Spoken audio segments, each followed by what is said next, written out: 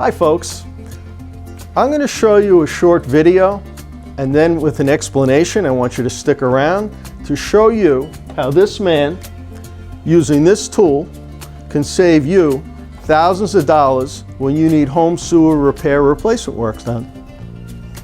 Okay, I'm here at 155-16 in Howard Beach. Sewer exits the building,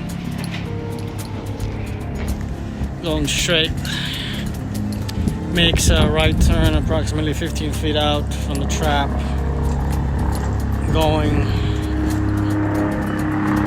to about 50 feet where we cannot pass within the roadway. So by pinpointing where the break was, actually 35 feet down the block, we know exactly where to dig. Balkan found the break.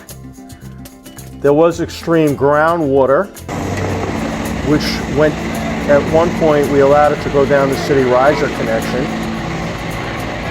And then we continued replacing the pipe. This is what a riser looks like when it's being built. This is a city riser diagram. And then you'll see where we connected to the city riser connection. Right there. And that's how we completed this repair on point. Thanks for sticking around, you know, new day, new shirt.